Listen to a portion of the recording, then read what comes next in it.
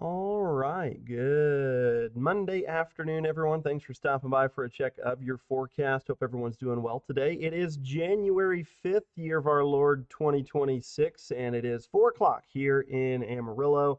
We have got some critical fire conditions this afternoon that we'll have to break down here in your forecast. We're also going to be talking about that next potential weather maker later this week. It's really two different disturbances, but they're coming in really back to back. So we're going to break down those two potential disturbances and whether or not we'll see any moisture from them and what kind of moisture you can expect from each of them. But right now you can see a lot of high clouds streaming in overhead. Those winds have been very strong, especially in the western half of the panhandles. Seems Dimmitt is having some issues. We'll have to take a closer look at that. Temperature right now 71 in Amarillo, 72 in Dumas, in the low 80s down in Cottle County, and in the 60s as you get back towards eastern New Mexico. This is a look at those sustained wind speeds. Tucumcari getting really to high wind warning criteria right now, and they've kind of been around that for the past 90 minutes or so. But again, we are definitely dealing with some critical fire conditions along the I-40 corridor and really kind of in that southern panhandle of Texas and back towards eastern New Mexico. These are sustained winds. These are not the wind gusts. We've had gusts up to 45 and near 50 miles an hour today from Tucumcari back towards Vega, which is really where the highest winds have been residing for most of this afternoon. So here's those red flag warnings. Again, our system denotes them as fire weather warnings. They're the same thing, just means that critical fire conditions are present until 6 p.m. this evening if you're in the central time zone. If you're in New Mexico, those are going to run until 5 o'clock local time.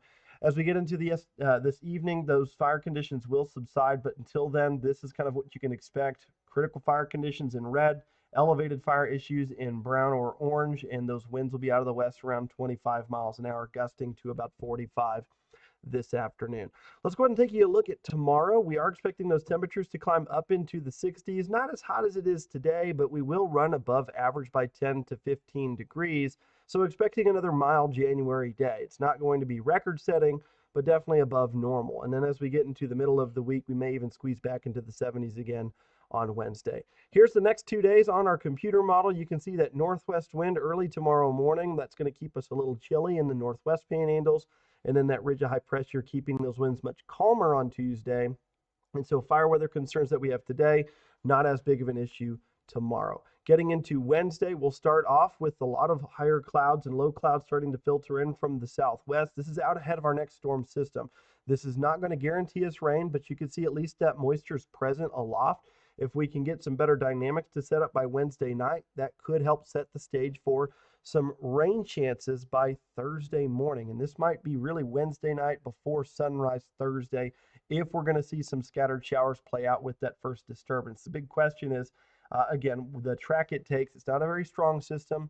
So we think that if showers do fill in or try to set in, they're going to be isolated to potentially scattered in coverage. And we do think they're going to favor probably the southeast Texas panhandle. So areas further northwest, probably going to stay dry Wednesday night to Thursday morning. We do have another system behind that one, this one arriving on Friday. This is kind of a second wave on the base of that trough, just kind of rounding out the base of it by Friday morning. This one is a little bit colder core of a system, and we also have a cold front that's going to be in conjunction with this. So any precipitation that that one brings will probably be in the form of winter weather or in snow rather than liquid precipitation. Neither one of these are going to be a slam dunk for precipitation. Neither one of these look like they're going to bring a lot of precipitation, but that's kind of what we're watching for right now. So here's your rain chance for Thursday morning. Amarillo, pretty low chance, around 20%. And this is just for measurable rain. This is 1/100 of an inch of precipitation. 60% chance for Childress and Paducah. That's where we have probably that best chance for maybe a more meaningful amount, near 1/10 to 1/4 inch. But there's some other areas that probably won't see that much. In fact, most of us probably will be less than 1/10 of an inch of precipitation. For those snow chances on Friday, we're leaning heavily towards any accumulating snow to be up towards the Oklahoma Panhandle, given the track of that second system. Amarillo has about a 30% chance for 1/10 of an inch of snow accumulation.